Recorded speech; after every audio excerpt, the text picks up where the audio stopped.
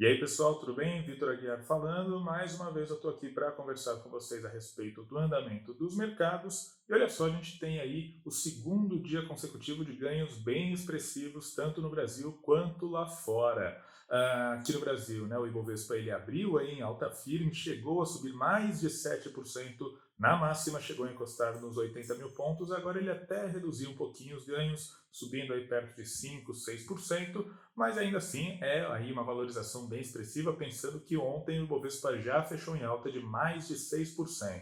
Lá fora a gente tem uma toada bastante parecida, tanto na Europa quanto nos Estados Unidos. As bolsas estão subindo aí 3, 4, 5% e também estão engatando o segundo dia consecutivo de ganhos. No mercado de câmbio, a mesma coisa, o dólar à vista vai caindo mais de 1%, com isso já fica ali perto do nível de R$ 5,20. Lembrando que na sexta-feira o dólar à vista fechou a 5,32, que é aí a máxima histórica nominal de encerramento da moeda americana, né? Bom, por que a gente tem essa segunda onda de alívio aqui no Ibovespa, aqui no mercado de câmbio do Brasil, né? Em linhas gerais, a gente sempre reage aí ao tripé de fatores, digamos assim, né? Tem fatores internacionais, fatores domésticos e fatores da agenda econômica. E nessa terça-feira, esses três pontos trazem notícias positivas. Então, digamos que a gente tem sim um ambiente bastante favorável aí aos mercados financeiros aqui no país. Começando pelo exterior,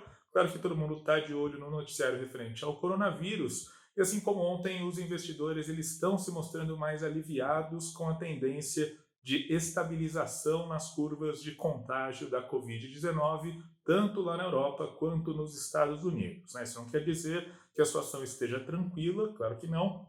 A gente ainda vê um crescimento aí no número de contaminados, no número de mortos, mas pelo menos a gente não vê aí que esses números estão aumentando dia após dia, no sentido de que a cada dia tem um número maior de pessoas infectadas, de pessoas mortas, né? A gente parece ter atingido um certo estágio de estabilização, e é claro que isso é uma notícia muito bem recebida pelos investidores. Afinal de contas, se essa tendência se mantiver desta maneira, pode-se dizer, podemos aí concluir que talvez o pior tenha ficado para trás em países como a Itália, como a Espanha e lá nos Estados Unidos, né, a região de Nova York, que é o epicentro da doença no país, também talvez já esteja aí entrando numa fase em que as coisas ficam um pouco menos críticas. Bom, além disso, lá nos Estados Unidos a gente também tem uma expectativa em relação ao anúncio de novos pacotes econômicos e novos pacotes de estímulo. Todo mundo está de olho no governo americano, no Federal Reserve. Qualquer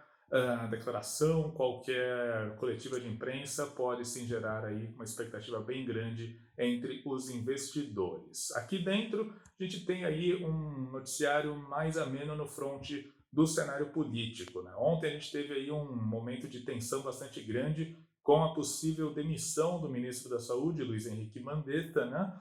Teve aí uma série de veículos de imprensa que noticiaram que, de fato, o presidente Bolsonaro iria demitir o Mandetta ainda na segunda-feira.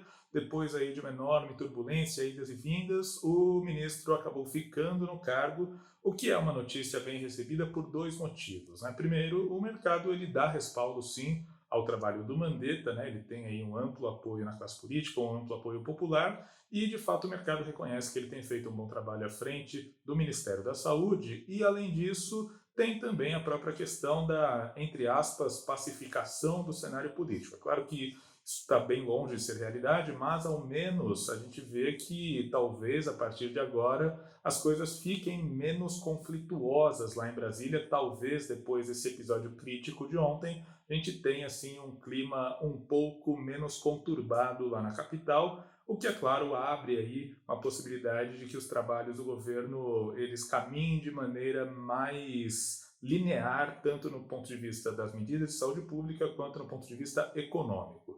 Para fechar, a gente também teve uma boa notícia na agenda econômica, a gente teve a divulgação dos dados de vendas no varejo em fevereiro e a gente teve uma alta de 1,2%, o que foi um resultado surpreendente, né? O Goldman Sachs ele até soltou um comentário dizendo que de fato os números ficaram acima do esperado. E é claro, são números referentes a fevereiro, portanto, números de antes do impacto do coronavírus, mas ainda assim eles indicam que a economia brasileira estava, sim, num patamar um pouco mais saudável antes da crise, o que pelo menos é sim alguma boa notícia, né? Os dados anteriores eles estavam mostrando que a economia estava patinando ali em janeiro e em fevereiro.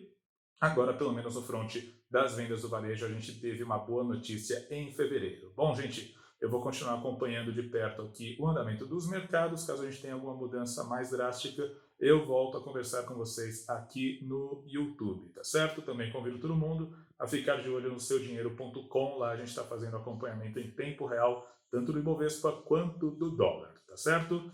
Tchau, gente. Até amanhã. Um abraço.